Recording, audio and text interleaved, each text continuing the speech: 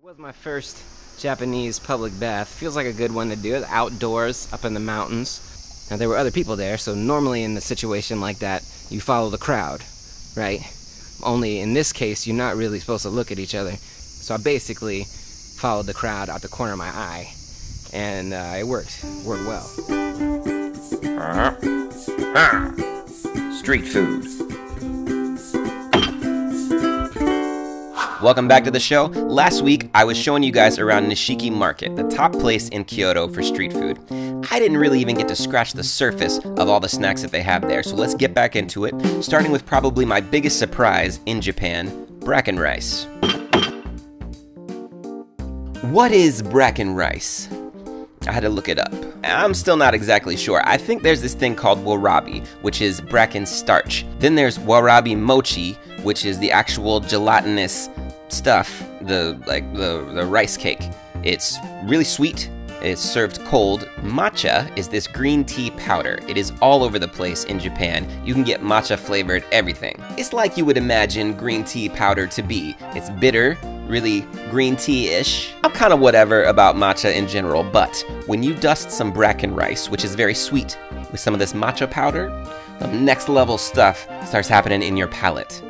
It's bomb. This was one of my favorite snacks in Japan, and it was one I was not expecting to love. I tried a fish cake as well.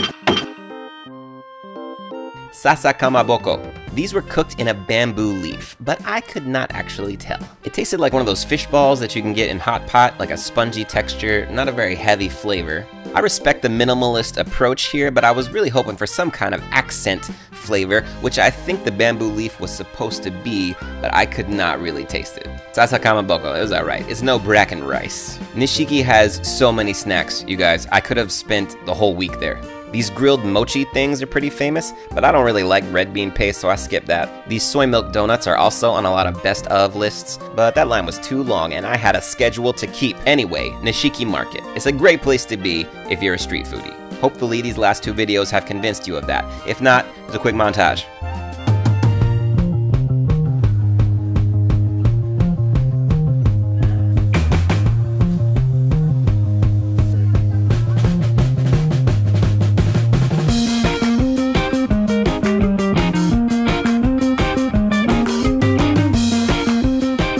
Nishiki, right? Right around the corner from Nishiki Market is the second best place in Kyoto to score some Japanese snacks. I'm talking about the Daimaru Basement Food Floor. It's not really a food court in the traditional sense, it's more like a bunch of different vendors selling snacks. But the one I'd heard about was Taiyaki. Quick side note, these little coin trays are an important feature of Japanese snacking. Maybe shopping in general, because you end up using a lot of coins. So in order to avoid the whole who's cup in hands, who's dropping coins, you use this little tray. It's like you could invent Apple Pay, or you could just pull out a little tray. So these little fish pastries are a signature Kyoto item. Batter, filling, flip. It's a delicious little fish. Again, I'm not a red bean guy, so I went with the custard filling. Caught my eye when I was going by. There's only one shop that sold these. I thought there was going to be a bunch of them. It's like a thick custard. Kind of warm. I kind of wish the custard was colder. It's pretty good. Now, between custard fish and beard papa, I'm gonna go beard papa hands down. That being said, you could do a lot worse than a custard fish from the Daimaru food floor. Next on my Kyoto list, the Kurama-Dera Mountain Temple and Onsen. Cue the travel montage.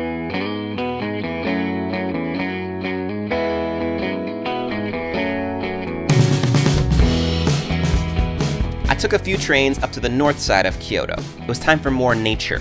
I mean, I fueled up on my street snacks, and then I got my hike on. It was really nice. This temple is old, like 8th century AD.